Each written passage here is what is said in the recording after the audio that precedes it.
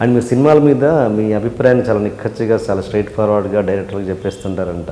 అంటే అవి మీరు యాక్ట్ చేసిన సినిమాలను కూడా ప్రేమ సినిమా విషయంలో కూడా చందు గారికి అలాగే చెప్పారంట. చూసి డబ్బింగ్ చెప్తున్నప్పుడు ఏమంతా డబ్బింగ్ చెప్తున్నప్పుడు దాన్ని బిఫోర్ యాక్ట్ చేస్తున్నప్పుడు అంతగా లేదు, డబ్బింగ్ చెప్తున్నప్పుడు మాత్రం చాలా బాగా తీసాడు అన్నట్టు. ఎవరు ఎప్పుడు కరెక్ట్గా స్ట్రైట్ ఫార్వర్డ్ చెప్పినప్పుడు ఎవరు అప్పుడు హర్ట్ అయిన సందర్భాలు లేవా? హర్ట్ అయితే వాళ్ళు బ్యాడ్ లక్ అండి. నేను నిజం చెప్తున్నాను. అదే నిజం ఎందుకు చెప్తున్నాను, అతని మీద ఇష్టం ఉంది కాబట్టి. సో అది కూడా నేను వాళ్ళ రిసీవ్ చేసుకుంటారన్న ఉద్దేశంతో చెప్తాను, వాళ్ళకే చెప్తాను. ఓకే, ఈగో ఉన్న డైరెక్టర్కి నేను తీసిందే కరెక్ట్ అన్నాడు చెప్పను.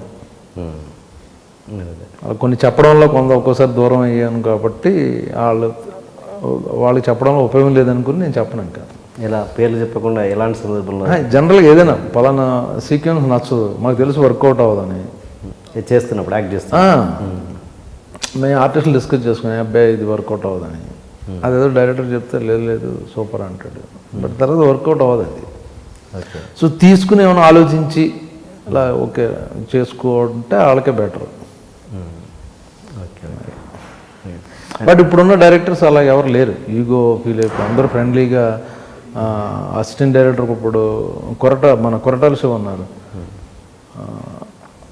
అతని దగ్గర ఎవరికైనా వెళ్ళిపోయి అసిస్టెంట్ డైరెక్టర్లు కూడా అంత ఫ్రీడమ్ ఇస్తాడు.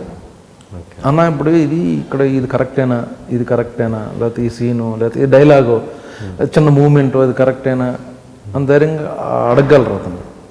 తను చెప్తాడు కూడా ఈ విషయంలో ఇలా అనుకుంటున్నాను ఆ కన్విన్స్ అయితే ఓకే, లేకపోతే తను వింటాడు కూడా.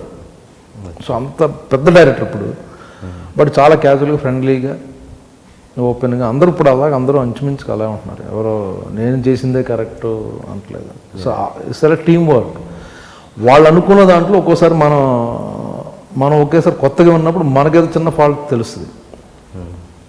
సో మనకు అనిపిస్తుంది అది ఇది కరెక్టేనా కాదా అని. మీది బాగా ఆదర్శవంతమైన వివాహం. అది అంటే ఎలాగంటే మీరు ఓపెన్గా ఉన్నారు, మీరు ప్రతి విషయాన్ని ఏది సీక్రెట్గా ఉంచుకోలేదు, professional thing and personal thing. And చెప్పారు మీరే చాలా ఓపెన్గా. మీది మీ వైఫ్కి సెకండ్ మ్యారేజ్ అండ్ మీరు అని అంటే మీరు ఎలా జరిగింది మీ లవ్ స్టోరీ?